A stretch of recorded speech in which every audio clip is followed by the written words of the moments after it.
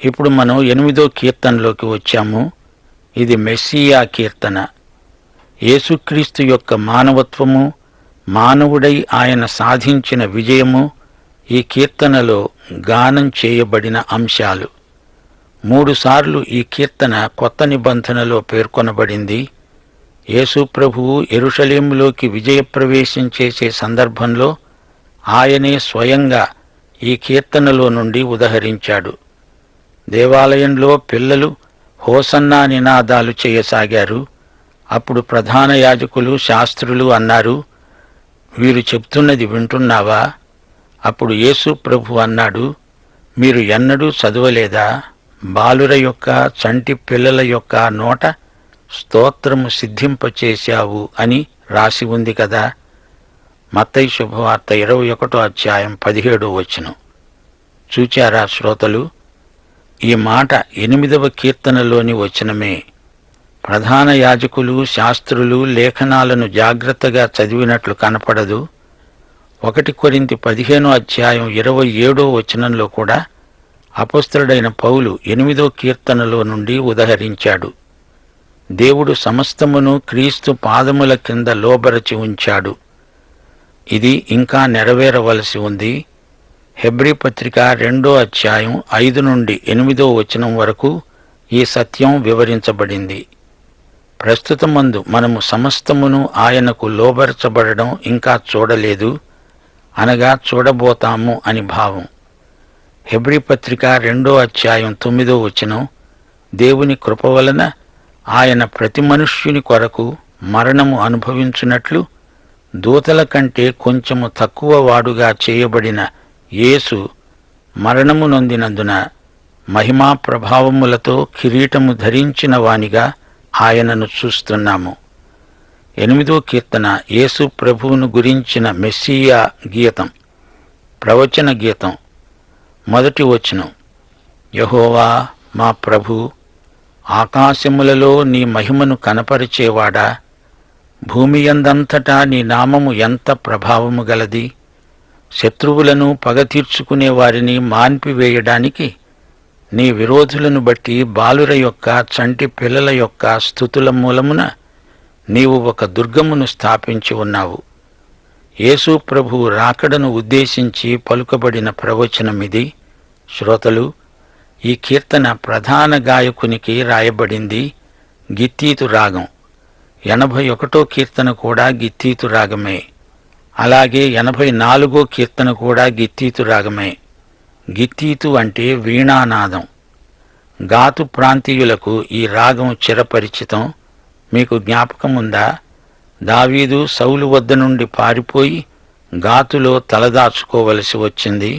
గాతులో ఉండగా అతడు గిత్తీతు వీణావాదనం నేర్చుకున్నాడు. 2వ కీర్తనలో మానవుడు దేవునికి తిరుగుబాటు చేశాడు. 8వ కీర్తనలో అతడు విజేత. ఈ ప్రవచనం నెరవేరినప్పుడు ఆయన నామ ప్రభావము ఎంత గంభీరమో మనం చూడబోతాము. గిత్తీతు అనే మాట హీబ్రూ భాషలో ద్రాక్షగానుగా అనే అర్థమిస్తుంది. ఇది కూడా ప్రవచనమే. యెషయా గ్రంథం 63వ అధ్యాయం 3వ వచనం, ఒంటరినై ద్రాక్షగానుగను తొక్కాను, జనములలో ఎవడూ నాతో కూడా ఉండలేదు. కోపగించుకొని వారిని తొక్కాను, రౌద్రము చేత వారిని అణగద్రొక్కాను. వారి రక్తము నా వస్త్రము మీద చిందింది, నా బట్టలన్నీ డాగులే. ఆ రక్తం శత్రువులది, ఆయనది కాదు. అనగా యేసు రక్తమును ఎరగని వారికి ఇది భయంకరమైన దృశ్యం. శిలువ శత్రువులు హతమైపోయిన సన్నివేశమిది. ఇది తీర్పును సూచించే వచనం. ఇప్పుడు యేసు రక్తాన్ని నీవు స్వీకరించాలి. సమస్య ఇదే, యేసు రక్తమా, నీ రక్తమా? 8వ కీర్తన దావీదు రచన. కొందరంటారు, బత్షెబ తనకు కన్న పిల్లవాడు, చంటివాడు చనిపోయినప్పుడు దావీదు ఈ కీర్తన రాసి ఉండవచ్చు. లేదా గాతువాడైన గొల్యాతును సంహరించినప్పుడు రాసి ఉండవచ్చు. ఏది ఏమైనా ఇది గొప్ప కీర్తన.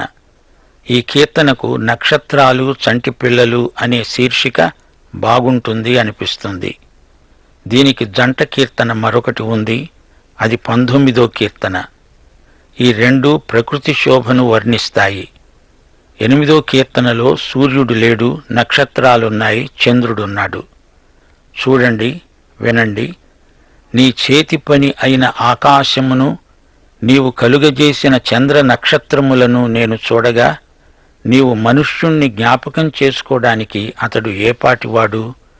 నీవు నరపుత్రుణ్ణి దర్శించడానికి అతడు ఏపాటివాడు? దేవుని కంటే అతణ్ణి కొంచెము తక్కువ వాణ్ణి చేశావు. మహిమా ప్రభావాలతో అతనికి కిరీటము ధరింపచేసి ఉన్నావు. నీ చేతి పనుల మీద వానికి అధికారమిచ్చావు. గొర్రెలన్నిటినీ, ఎడ్లనన్నిటినీ, అడవి మృగములను, ఆకాశ పక్షులను, సముద్ర మత్స్యములను, సముద్ర మార్గములలో సంచరించే వాటినన్నిటినీ అతని పాదాల క్రింద నీవు ఉంచావు. యెహోవా మా ప్రభు, భూమియందంతటా నీ నామము ఎంత ప్రభావము గలది. ప్రియ శ్రోతలారా, యేసు ప్రభువుకు చిన్న పిల్లలంటే ఎంత ఇష్టమో గమనించారా? మత్తయి సువార్త 18వ అధ్యాయం 3వ వచనంలో ప్రభువు ఏమన్నాడు? మీరు మార్పు నొంది చిన్న బిడ్డల వంటి వారైతేనే కాని పరలోక రాజ్యములో ప్రవేశింపలేరు. యేసు ప్రభు యెరూషలేములో ప్రవేశిస్తూ ఉంటే ఆయనను స్తుతిస్తూ హోసన్న గీతములు పాడింది చిన్నారి బాలలే. యేసు ప్రభువు తిరిగి మహిమలో వచ్చినప్పుడు మనమంతా అలాగే బాలలమై ఆయనకు హోసన్న స్వాగత గీతం పాడదాము. దేవునికి స్తోత్రం. రక్షణ పొందటం అంటే, తిరిగి జన్మించటం అంటే చిన్న పిల్లలమైపోవటమే. చిన్నారి బాలలమై దేవుని కుటుంబంలో కల్లా కపటమెరగని శిశువులమై నిర్మలమైన వాక్యమనే పాల కోసం ఏడ్చే పిల్లలమై ఉండిపోతే ఎంత బాగుండు. కొందరు పెద్దల బడాయిలు, ప్రగల్భాలు వింటుంటే మనకు అలానే అనిపిస్తుంది గదు. ఈ కీర్తనలో ప్రకృతి సృష్టికి మానవునికి ఉన్న సంబంధం చూపబడింది. ఆకాశ నక్షత్రాలు, చంద్రుడు మొదలైన గ్రహాల చలనాన్ని నియమించిందెవరు? యేసుక్రీస్తే. ఈ సమస్త సృష్టి దేవుని చేతి పనే. మనల్ని రక్షించడానికి దేవుడు తన బాహువు చాచాడు. ఈ జగత్తును తన వ్రేళ్లతో రూపొందించాడు. యెషయా గ్రంథం 53వ అధ్యాయం 1వ వచనం ఇదే మాట పలుకుతోంది. మేము తెలియచేసిన సమాచారము ఎవడు నమ్మాడు? యెహోవా బాహువు ఎవరికి బయలుపరచబడింది? యెహోవా బాహువు అంటే దేవుని రక్షణ సువార్త, అనగా యేసుక్రీస్తే. సృష్టి గొప్పది, సృష్టికర్త అంతకంటే గొప్పవాడు. సృష్టిని కాదు, మనం సృష్టికర్తను ఆరాధిస్తాము. మానవుడేపాటివాడు? పతనమైన వ్యక్తి. ఆదాము పడిపోయి మానవుడయ్యాడు. మానవుడు అనే మాటకు పాపి అని అర్థం వచ్చింది. ఈ మానవుణ్ణి దేవుడు ఎందుకు ప్రేమించాడు? కారణం ఆయనకే తెలుసు. ఆయన కృప మనల్ని రక్షించింది. ఆయన శిలువ మరణం ఆయన ప్రేమకు పరాకాష్ట. పాత నిబంధన కాలంలో యేసు యెహోవా దూతలాగా వచ్చాడు. కాని బెత్లెహేములో శిశువుగా జన్మించినప్పుడు దేవదూత కంటే తక్కువ వాడయ్యాడు. తనను తాను తగ్గించుకున్నాడు. దేవుడిచ్చిన ఆధిక్యాన్ని, మహిమను మానవుడు పోగొట్టుకున్నాడు. అయితే ఆయన రెండో రాకడలో తాను పోగొట్టుకున్నది మానవునికి తిరిగి రానై ఉన్నది. ప్రియశ్రోతలు, రోమాపత్రిక 1వ అధ్యాయం 20వ వచనం మననం చెయ్యండి. ఆయన అదృశ్య లక్షణములు అనగా ఆయన నిత్యశక్తి, దేవత్వము జగదుత్పత్తి మొదలుకొని సృష్టింపబడిన వస్తువులను ఆలోచించటం వల్ల తేటపడుతున్నాయి. గనుక వారు నిరుత్తరులై ఉన్నారు. సృష్టి యావత్తూ ఇదివరకు ఏకగ్రీవముగా మూలుగుతూ ప్రసవ వేదన పడుతున్నది. 2 కొరింథీ 3వ అధ్యాయం 18వ వచనం మనమందరము ముసుకులేని ముఖముతో ప్రభువు యొక్క మహిమను అద్దము వలె ప్రతిఫలింపచేస్తూ మహిమ నుండి అధిక మహిమను పొందుతూ ప్రభువైన ఆత్మచేత ఆ పోలికగానే మార్చబడుతున్నాము. దేవునికి స్తోత్రం. పాఠం సమాప్తం.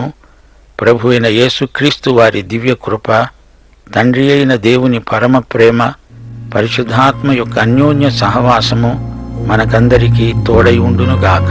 ఆమేన్.